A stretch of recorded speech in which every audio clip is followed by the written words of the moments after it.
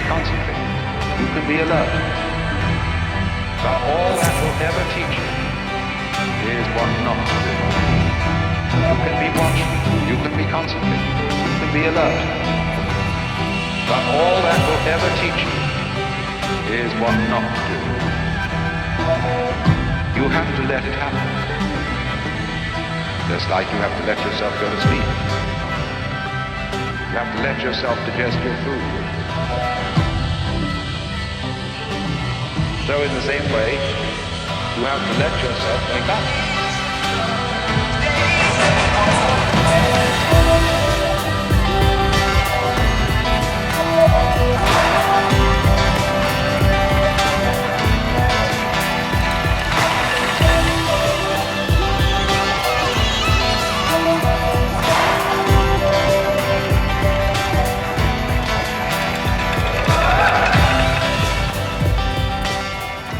Hey there, random YouTube viewer. Thank you for watching my Sydney sunset video. I really hope you enjoyed it.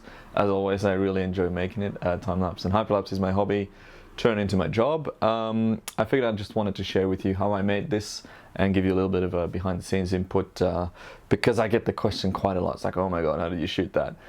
For starters, the whole shoot was about 112 gigabytes. I shot 12 time-lapse shots in total. And that was spread out over 3,851 photos. I shot on 3 cameras, the main camera being the 1DX, which I'm shooting on now, so I can show you that in a little insert. Here we go, like that. The second camera is the Canon 5D SR, which shoots 50 megapixel photos on a full frame sensor as well. That was the hero shot going from day to night, and that was shot also on this lens, which is the beautiful Canon 11-24 f4 ultra wide angle lens. It is a beautiful piece of kit and I love shooting with it. The file sizes are just massive. On this camera is about 60 megabytes per photo. Another camera I shot on was the 5D3. That's my trusty 5D Mark III. I've got 2 of those.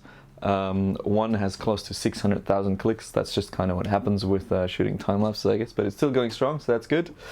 Then on that one I shot multiple shots, as you would see, cutting away as you know, secondary shots away from the hero shot. Shot with the 24-70 f4 lens, which is also a really nice piece of glass. It's really sharp, wide open at f4. It's got a nice stabilizer built in, and yeah, it's just a really good lens. It's one of my favorites. I've talked about it a lot before. For the long shots, I use 2 lenses. The main one is the 7200 f2.8, which is quite a beefy piece of glass, but incredibly sharp and beautiful performance out of it. And I can combine that with the old extender, the X2 extender Mark. Yeah, it's the Mark II. There's a Mark III out of this one now. Pretty much what this does is it doubles the focal length, but then you also lose 2 stops of light. So the image gets darker. So it's not ideal for darker situations, but it is great for getting those really long shots. And then because I wanted to experiment with some stuff on a second camera, I also brought my 7200 f4, which is a lens I bought for travels. Purely because it's half the weight of the 2.8. So it's an f4 lens, which means it lets in a bit less light, but it's very affordable and it's super sharp as well. And yeah, it's just a bit smaller and a bit lighter. Then I shot on this little tripod, obviously not all of it, but this is a MANFROTTO tabletop model 209 with a micro or a mini ball head. It's the 494 RC2. Unfortunately, they don't make that anymore.